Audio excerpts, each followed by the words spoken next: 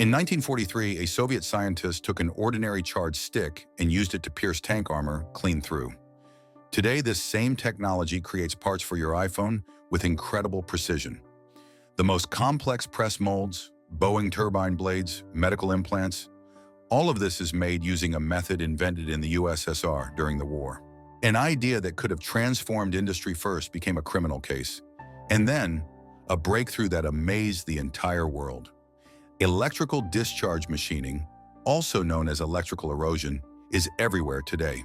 Smartphone cases, spacecraft components, aircraft engine parts. The technology works both simply and elegantly at the same time. Imagine lightning as thin as a hair that strikes 200,000 times per second. Each micro discharge creates a temperature hotter than the surface of the sun. Metal instantly melts and vaporizes, while a special liquid carries the particles away. The result, a cut more precise than the sharpest scalpel. And this discovery by scientists changed the world. 1911, the family of a simple district doctor. A boy was born, Lev Alexandrovich Yutkin.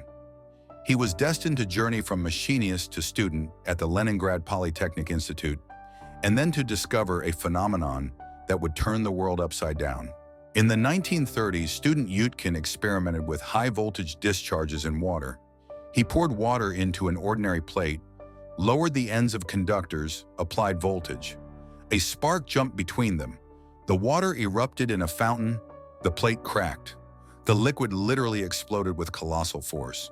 Yutkin realized he had discovered something amazing. The electro-hydraulic effect could crush the stones without explosives, stamp parts, clean castings. He even considered using the discovery to propel ships. But instead of recognition, the young scientist faced a nightmare. Through a cruel denunciation, he was accused of subversive activity, as if he planned to blow up a bridge during a demonstration with his discovery. 5 years in the camps for the invention of the century. Yutkin survived, hid his criminal record, fought in the war, worked as an educator with homeless children. Amazing people they were. If electricity can crush stones with explosive force, why not make it work with jeweler's precision? Turn destructive lightning into a surgeon's obedient scalpel? This bold idea was taken up by the Lazarenko couple. Boris and Natalia met in school, fate separated them, but brought them together again at the chemistry faculty of Moscow State University in the same group. They married in 1936. School love led to a scientific discovery that transformed the world. In 1941, while working at the All-Union Electrotechnical Institute, they noticed an amazing phenomenon.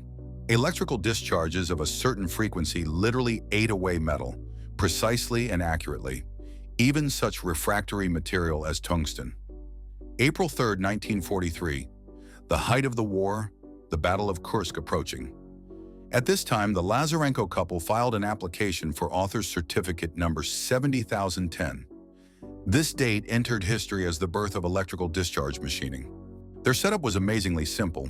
2 electrodes in kerosene, which doesn't conduct electricity. When the circuit opens, sparks arise. The liquid became cloudy after the first discharges. Tiny metallic spheres appeared in it.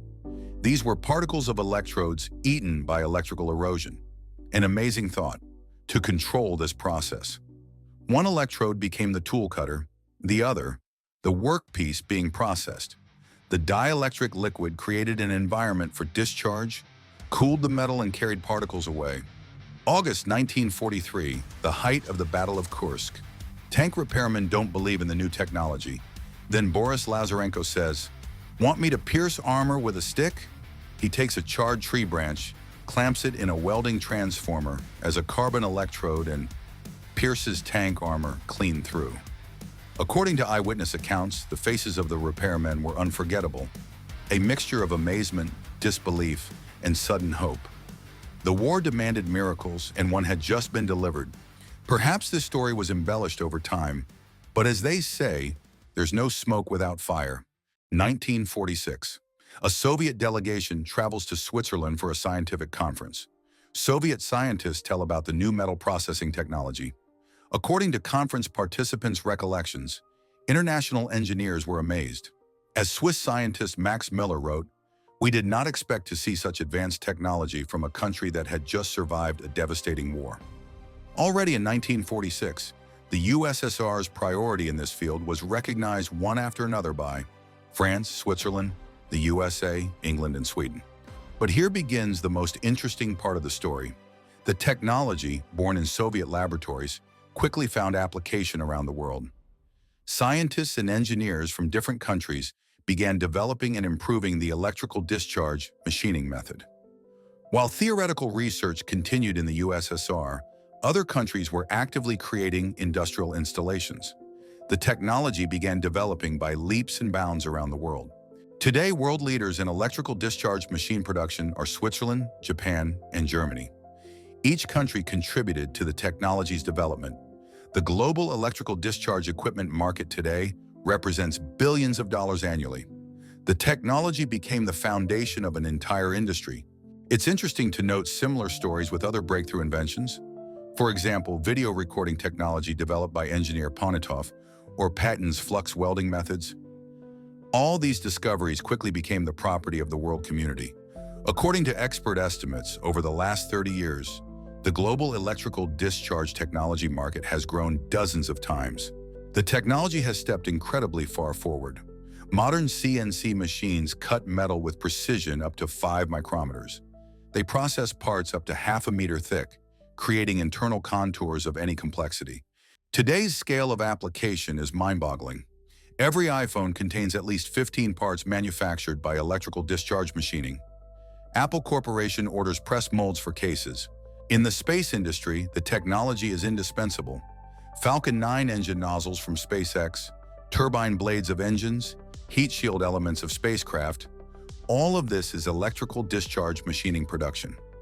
NASA orders parts for Mars rovers precisely by this method, because other technologies don't provide the necessary precision when working with titanium alloys.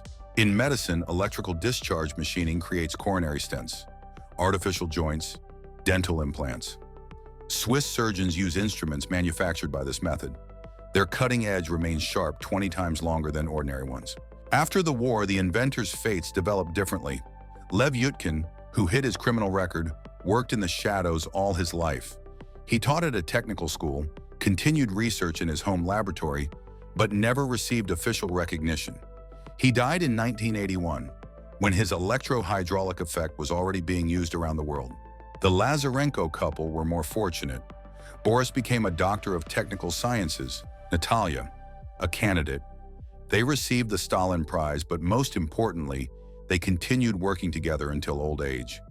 In 1970, when Boris turned 60, Natalia said, "We invented not only technology, but also the formula for a happy marriage. A common cause is more important than personal ambitions." Their archive contains hundreds of letters from foreign colleagues with thanks for the amazing discovery. Japanese engineers even offered them to relocate and head a research center, but the couple remained in the USSR. This story is a source of inspiration. How many more such amazing discoveries await their time? What would have happened if student Lev Yutkin had received not 5 years in the camps, but a laboratory and funding? How many years ahead could technologies have advanced? World archives hide many stunning ideas. New Yutkins and Lazarenkos are studying in universities. The question is only, will the world be able to support the next generation of inventors? History shows the greatest discoveries are born not out of comfort, but out of necessity, not out of abundance, but out of belief in the impossible. If this story impressed you, like and subscribe to the channel. What do you think about this story? Did you know about the origin of this technology? Write in the comments. In the next episode, I'll tell you about another invention that is still used in every computer in the world. You'll see, you'll be surprised. Be sure to subscribe to our Telegram channel so you don't miss other amazing stories about forgotten inventions.